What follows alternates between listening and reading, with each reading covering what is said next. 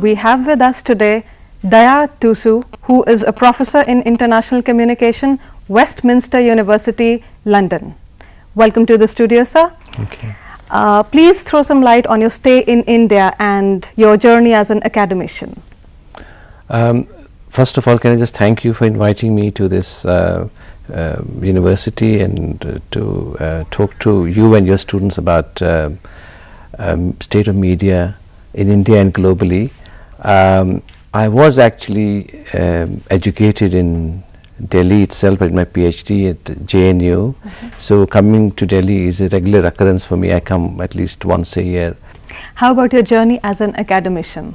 I actually came to academia late in my career. I was a journalist first in India at the Press Trust of India, as you mentioned, here in Delhi in fact.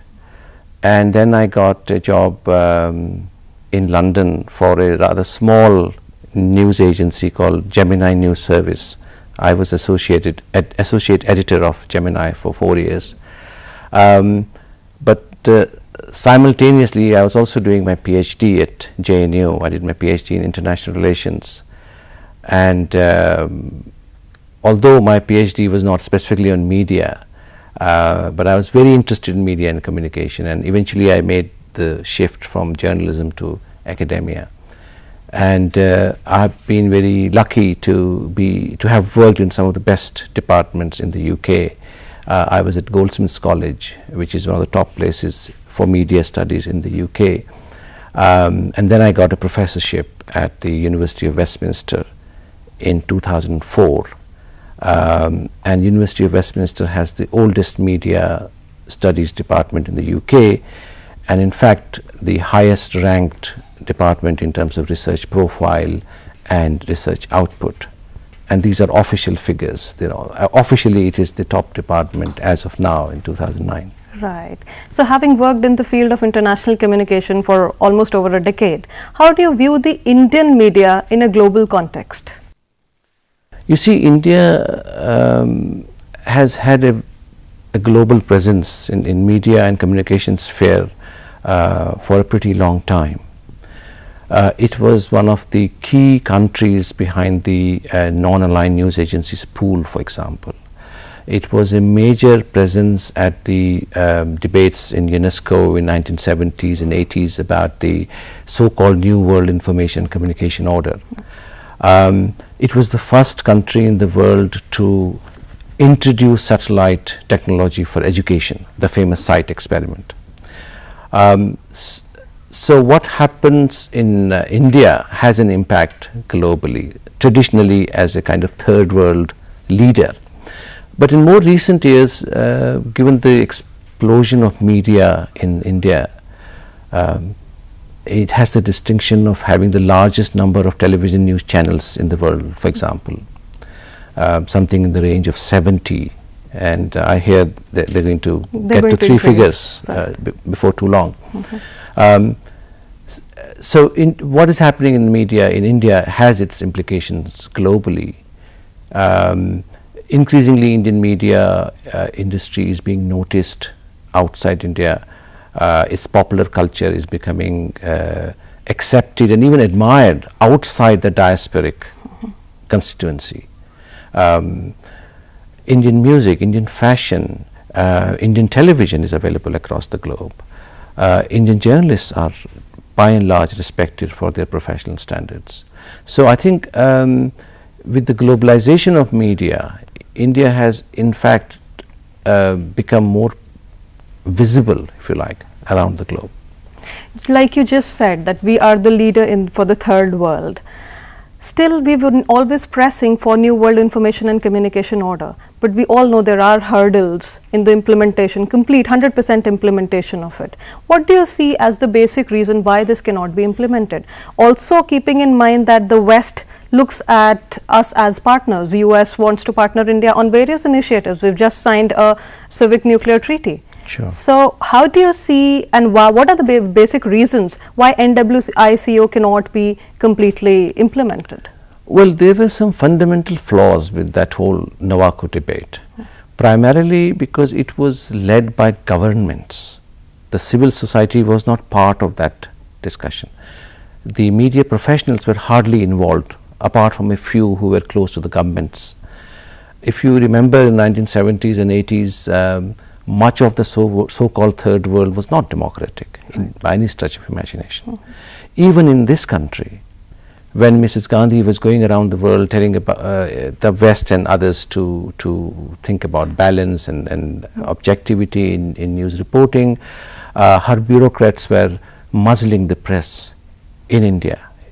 Major newspapers were closed down, or their work was affected. A prominent example is Indian Express, for instance.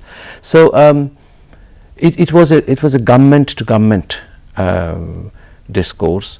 It emerged from a particular configuration of international politics in the 70s and 80s. It was also seen in some quarters as a Soviet-sponsored debate to attack the West. So it fitted in within the Cold War rivalry of that time. But what it raised, the fundamental questions it raised about inequality, about imbalance in global news flow, remains valid. If you look at circulation of media across the globe, you still see a predominance of US originated or inspired programming. That's right. And that cuts across various genres, whether it's entertainment, game shows, sports coverage, news, cinema. So arguably, US presence has actually increased despite the Navaco discourse about balance and fairness. Also, that discourse was primarily concerned with news flow.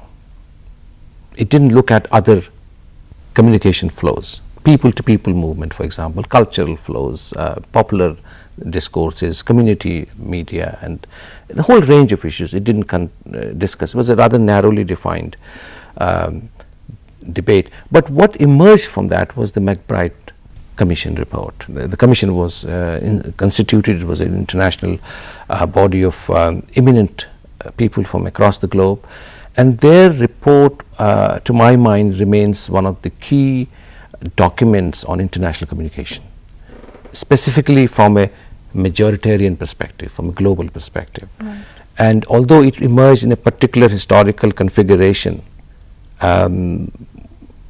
most of what it was saying, I think, has relevance even in 2009. Yeah, that's true.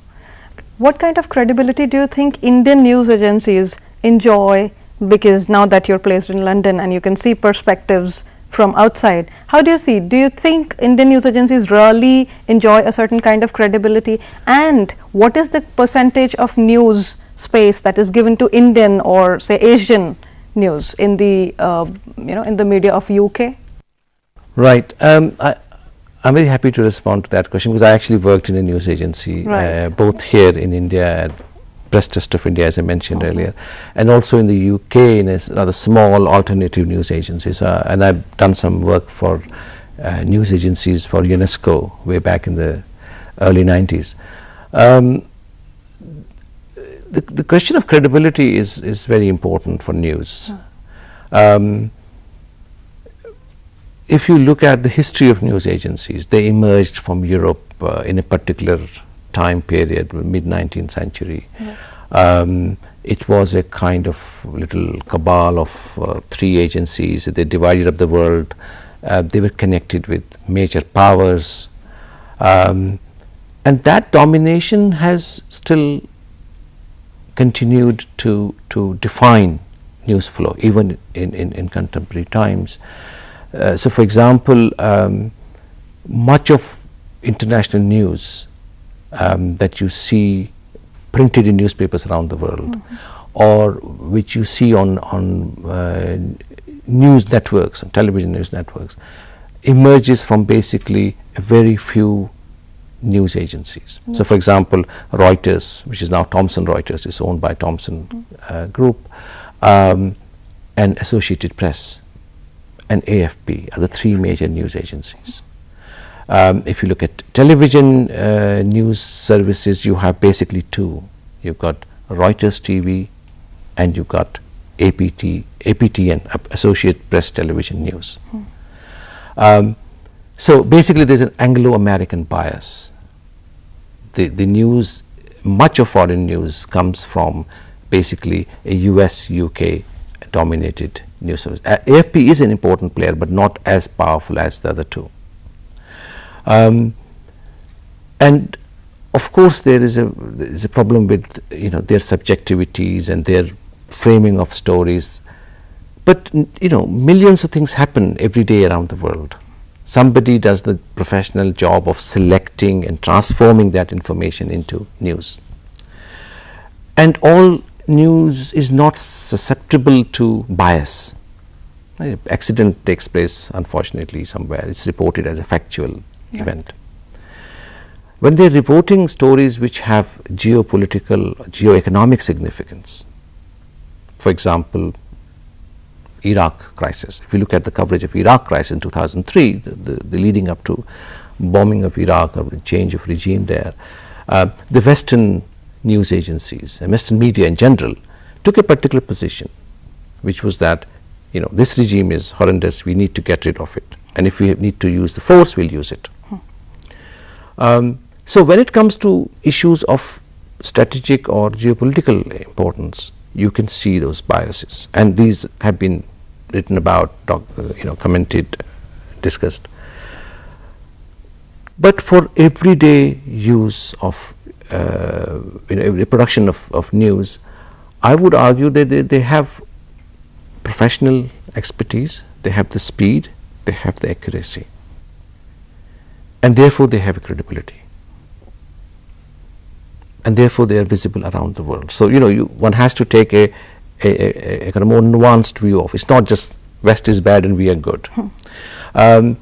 If we look at our agencies, for example, both PTI and UNI and others, they have not been able to create a global presence. People outside India or outside the region do not know that PTI is the largest news agency, one of the largest news agencies in the world.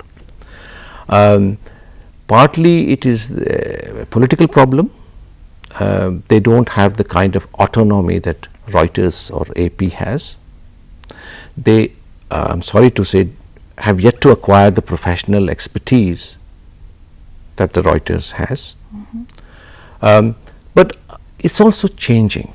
For example, on television, if you look at least, I mean, a lot of what you see on television news is not, can hardly be called journalism, but there are sparks of interesting, innovative programming. There are very, very talented journalists, very competent editors, very credible stories that you see on even the private channels, which are obviously influenced by the forces of market and ratings and all that. So I think it's actually getting better because the media itself has grown tremendously. You've written a number of books related to international communication and global media. You are also the managing editor of this sage journal by the name of Global Media and Communication. So tell us your perspective of global media and where we are heading, the Asian countries, India in particular, where do we head? I have, as you say, I've been researching this for now 2 decades, international communication. And much of international communication has been framed or discussed in a very Western perspective. Understandably so, because West is the dominant player. And within the West there is a core, the US-UK core, the English language media. And study of international communication demands that we study US-UK media, because they are everywhere. And it's connected with political power, with hegemony of English language, with democracy, you know, that there is a tradition of debate and discussion in both US and UK, level of professionalism, etc. So traditionally international communication has been seen within the kind of US-UK ambit. But some of the most exciting things in communication media are actually not happening in the West. They are happening in this part of the world. For example, China has the largest number of bloggers in the world. They have surpassed the US as the top country in terms of numbers. although in percentage terms it's a very small percentage of Chinese people who are online, who are blogging, but the numbers are such that they have already surpassed the US. It's got 1.3 billion people. I've already mentioned the Indian case, that you have about 100 news channels. That's more than all the countries of Europe, right? So there's a lot of excitement in the media here, and also the demographics. India and China constitute more than 35% of the global population. So what happens in these two countries is certainly going to impact on how we discuss the international, how we talk about globalization. Because until now, until very recently I should say, globalization has been seen from an American perspective. Yes. Is expansion of American culture. Right? And I'm less sure that that is valid, especially after 2008, especially after the recession, especially after questions being raised about that model of capitalism, a model which is based on neoliberalism. Because the Chinese have shown us that there are other models. Yeah. If you look at the Fortune 500 2008 issue, every year they list the top 500 companies in the world. Last year in 2008, out of the top 10, 3 were Chinese. This is the first, and these were in strategic areas, in banking, in telecom, and in oil, energy, strategic sectors. So that indicates a power shift. I think that's very important to understand. Right. Media doesn't exist in vacuum. It's part and parcel of a power equation. That's right. So if US is the most important power in the world, its media will be available around the world. If 20 years down the line China becomes the big guy, we might have to learn Mandarin, we might have to learn Chinese philosophy, we might have to learn Chinese popular culture. India sits between the two. For one, it has a very strong tradition of debate and discourse, which goes back to Arthashastra. And democracy has provided Indian media a certain amount of autonomy, which is unthinkable in the rest of the developing world. And we should cherish that. So, international communication, which has traditionally been framed in a Western sense, need to be questioned. And in fact, I've already started that process. I've got this book out. It's just come out last month. It was published, called Internationalizing Media Studies. It's an edited collection from scholars from all over the world, which is essentially saying that we need to look beyond this Anglo-American framing of international communication, because some of the most exciting things are happening not in that ambit, it's happening elsewhere, namely in Asia. Digital media is arriving, new media is arriving, but at the same time there is a question mark on credibility of the content that is posted on the net. So what would you say about it? Because though the world is becoming a global village, though we are succumbing to some pressures because of technology, nevertheless, does this bring development? 1. 2, how credible is the content that is present on the new media, and how does it impact us? Because the youth largely is more in touch with the new media as compared to the print. Okay. So what do you say on that? I am a bit skeptical about the status given to the digital. Again, it's a Western discourse. The phrase digital divide is used extensively in policy documents, in academic discussions, in popular media. And if you look at the origin of that phrase, it comes from a US report, US government report. Despite of massive expansion of the internet, it still remains largely an elite operation. It does not have the kind of, especially in this part of the world, does not have the kind of reach and influence as television has, as radio has, as print has. So, in the Indian context, I would say it's early days. although already news networks have started depending on citizen journalism, user generated content is proliferating, much of it is pretty basic, some of it is maligned, is put there intentionally by not just citizens but other interests. But I have enough trust in the professional group of people called journalists, because somebody has to make that decision. When you get a video sent to you or a message, somebody has to decide whether we want to air it or not. It is not free for all. There is a gatekeeping function despite the hype associated with digitization.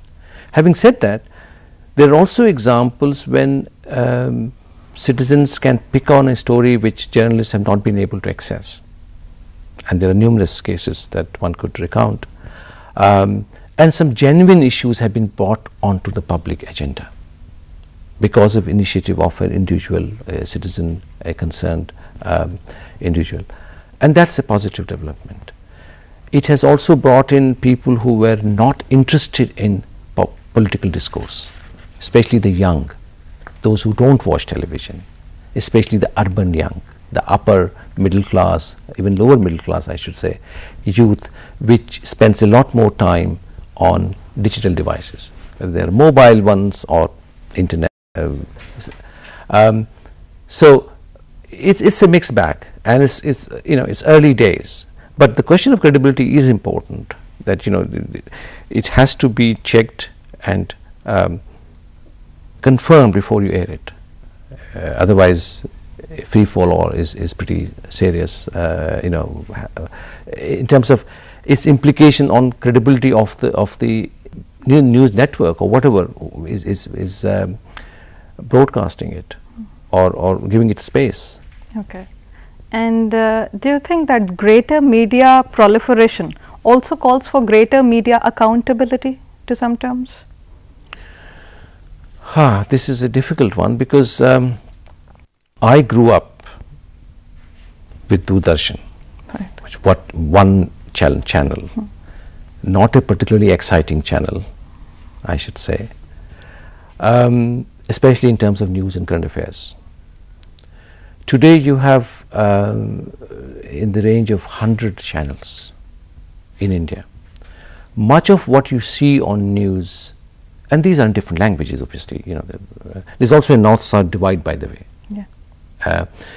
Channels in Tamil Nadu particularly, and in Kerala too, have a slightly more professional attitude. It's not dumbed down to the extent that some of our Hindi channels have, for example. Maybe it's got to do with the audience interest, the literacy figures, the politics of the region, whatever, but there is a difference.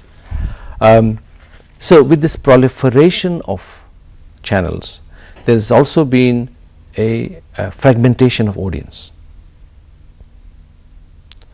and with that fragmentation of the advertising revenue. The pie is getting smaller itself because of recession, and within that smaller pie there are many more claimants, and that has actually contributed to a tendency towards what I have called infotainment. I've got a book out on that where I talked about Bollywoodization of news. That's how I phrased it, because Bollywood or its equivalent in Andhra Pradesh or Odisha or Tamil Nadu is dominating the news. Okay. What a particular film star is wearing in a party, or where he or she is holidaying, or their private lives become headline news. In a country where 40% people are illiterate, where we have the largest number of malnourished children, where we have the largest army of unemployed youth. So there is a question of responsibility, that in a country which has so many obvious problems and so much of potential to develop, why are we wasting this incredibly powerful medium when we have this wonderful choice of channels in providing a fare which is basically escapist, which diverts attention from issues that really matter. And also, this is the kind of displacement activity. If you are not showing X, you are showing Y. So X gets lost. And but this is a phenomenon not just confined to this country, it's happening across the globe. And I would argue that despite this excessive marketization, despite this pressure of ratings, some interesting work is being done within television. And let's not forget, this is a relatively new industry in this country. Until so one quick question, sir. Yes. How do you see the growth of infotainment and the greater focus of media on gratifying people's needs, felt needs as compared to the real ones in today's times? This is a very old debate Yeah, in media studies. You know, the argument is that people want it. People want rubbish. Right? So provide them rubbish. But do you think this is enough of an excuse for media to get away? No, with that's the excuse. The reality is different. Yeah. The reality is that you actually construct an audience. Right. So and it's a kind of, there's a word in Hindi, bher chal, you know, herd mentality. Yeah. So one channel does it, the second one follows, the third one then does some version of it, and then it percolates down to the city level channel. Right? And there is a very straightforward explanation, which is that you know, it translates, that kind of sensationalism translates into good revenue. I had the one of the things we're doing at Westminster is we're setting up an India Media Centre, which would be the first of its kind. And in that context, we had last year, late last year, this will be launched this year, but last year we had a public event organized, and a very distinguished Indian filmmaker was giving a talk. And I asked him, he has also done stuff for television, Saeed Mirza, very well-known filmmaker. I asked him, Saeed Saab, why is that we don't have a nukkad on television anymore? You remember there was a very interesting series shown on Doordarshan, which raised issues about inequality and all kinds of social issues very well. And he said it's all to do with you know, advertising. People are not interested in poor people anymore, especially the satellite and cable television channels. They are really aiming at an urban audience. So you know, infotainment is a way out for them. Okay, so you just spoke of the north-south divide, you spoke of the language press. How do you see the growth of language press, because they try and connect to the grassroots level people? They don't just try to cater to the urbanites and their needs, they try to connect to the people they are serving. Yes. A particular district, a particular state. So how do you see the growth of language press in this regard? Well, that's been one of the most remarkable stories of media in this country. The growth in both what is called vernacular press and regional, or even, you know, Hindi is also not a national, it's a regional language for all intents and purposes. It might have the largest readership or viewership. The growth in Hindi journalism, for example. Dainik Jagran today is the largest read newspaper, they claim, in the world, but certainly in this country. At least in the country. Certainly. And it's a sign of maturing of Indian democracy also. It's a sign of how our mufassil towns and villages they're hungry for news. We are a very political culture. You know, remember Amrita Sen wrote a wonderful book called The Argumentative Indian. We are an argumentative country. We are an argumentative culture. So the growth of vernacular press and television, and soon, you know, internet, you'll see in the next 10 years, you'll have a massive growth in regional internet or language-based internet. Already it's happening. And that's an indication of the vibrancy and diversity of this country's media, which is what makes it so exciting to study. Thank you very much, sir. Thanks for sparing your time. It was wonderful to talk to you and very enlightening. Thank you.